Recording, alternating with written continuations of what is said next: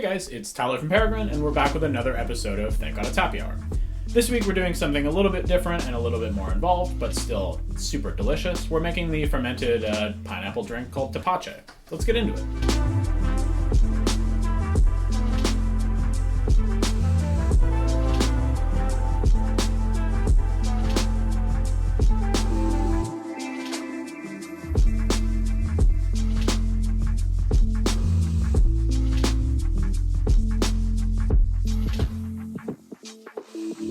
So Tepache originates in pre-Columbian Mexico and was made by the Nahua people. Back then the drink was made with corn, and it's unclear when the transition was made from corn to pineapple, but that is the standard way that it's made these days. Tepache requires very few ingredients and is quite easy to make, and also makes use of some parts of the pineapple that would probably just get thrown away or composted anyway. Tepache is quite common in areas where pineapples are grown, as usually the families of farmers will make it and sell it by the roadside using the cores and rinds of pineapples. The way we made our Tepache was we peeled and cut up a pineapple and then mixed it with a solution of water and what's called piloncillo. Piloncillo is an unrefined cane sugar variant that is common in Mexico and gives it a very nice developed sort of molassesy flavor with a little bit of fruity sweetness as well. So once the water and sugar mixture has cooled completely, add in the pineapple peel, the core, and a cinnamon stick or any spices that you want.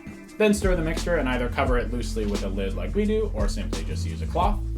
And every day or so you want to come in and just stir up the Tepache to make sure that nothing is sitting unsubmerged in the liquid and getting things like mold or other things we don't want growing on it.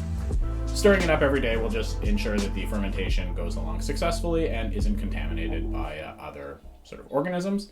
You do want to make sure to sanitize your spoon before you stick it into your Tepache though. So, we're 3 days later into our Tepache making journey, and it has changed quite a bit. The aroma has gone from fairly subtle, sort of like a mild pineapple, all the way to what smells distinctly like beer or wine. We have fully fermented down, and the flavors and aromas have changed pretty significantly. One marker that I like to look for to tell when it's done is if you add chili peppers, like our habaneros, they will usually mellow out quite a lot when the fermentation is complete, but before it's done, they will retain a lot of their kick. This fermentation is one that doesn't use any pre-packaged sort of organisms like you might with beer or wine, so the quality of the final product really depends on how you manage the fermentation and the quality of the ingredients that you put into it. If you use an organic pineapple, the fermentation is going to be a lot more vigorous because you aren't worried about the pesticides that are usually used on fruits like pineapples, killing all those beneficial organisms that we need to have this fermentation go quickly and orderly like it should. If the drink sits around for too long before the fermentation kicks off, it's more likely that it'll be potentially infected with things like mold or other bacteria that will make it either taste horrible or make you sick if you drink it. The good news is, though, that the beneficial organisms that we're looking for in a fermentation like this are much more common and populous in the air and on all of the surfaces around us. So by taking a couple easy precautions, you can make sure that they get the head start they need and the fermentation goes along successfully. So once you're happy that the fermentation has gone along as you were wanting it to and the flavor is where you want it, we can strain this guy out. I am going to pop this guy into this nice fresh clean Canberra that we've got here and use a strainer just to make sure we're removing as much of the larger pieces as possible, because then we'll strain it through something like a coffee filter and get a nice clear beverage out of it.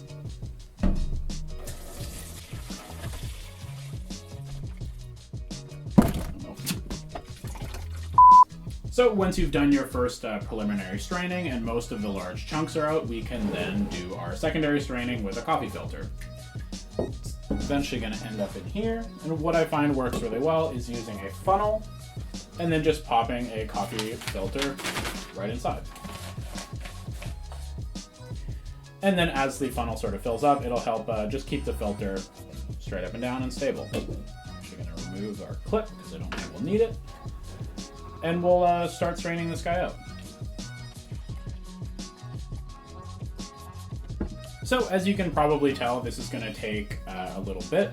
The coffee filter is removing a lot of the byproducts of the fermentation, which can give the Tepache sort of a weird mouthfeel and will result in a nice, clear, flavorful drink that I think removes a lot of the sort of potential grossness that people might come across with fermenting fruit like this, just open in a vessel. So I do recommend doing this if you are sort of unfamiliar with like fermenting your own beverages like this, or maybe you're serving it to people who are maybe a little more squeamish than average. So once you're done filtering your Tepache through a fine sort of filter, it's ready to drink. Don't be discouraged if your Tepache looks a little bit hazy like ours, as there's a couple reasons that can be due to the sort of natural fermentation nature of the drink. Tepache's very lightly alcoholic, so it's a good sort of like sunny day sort of beverage. Traditionally, you would enjoy Tepache either just with a little bit of ice or just on its own, but one of the things that I like to do at home is mix it with beer. So that's what we're going to do here. I'm going to pour out a couple of these Tepache drinks. So the first step is to throw a little bit of ice in there to make sure everything is nice and cold for you. I'll just pop a couple cubes in each of our glasses. There, now they're a little more even. And we can fill this up about halfway with Tepache. This is really a place where you can experiment and find the ratios that you like. But I find this one works just fine for me. And once you've added your Tepache, you can just top it up with the beer of your choice. For this one, we're going to use Pacifico. Any sort of cerveza would certainly be the more traditional choice, but any light beer I think would work just fine.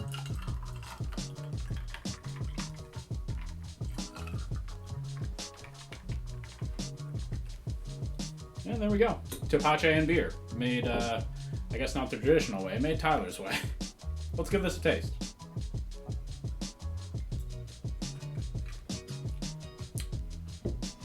So it's super refreshing. It plays nicely off the flavors of the cerveza. It's not like clashing or being weird in any way. Ours is a little bit spicy, so it gives you that sort of nice little bit of bite, but it's definitely not, burning my mouth or anything. It's just sort of a nice little accent. You can really nicely taste the habaneros, actually. That might be the most vibrant flavor. With the pineapple sort of right after it, you get the sort of beery, yeasty flavor that happens a lot with these sort of fermented drinks, but it's very nice and desirable, I think, in this application.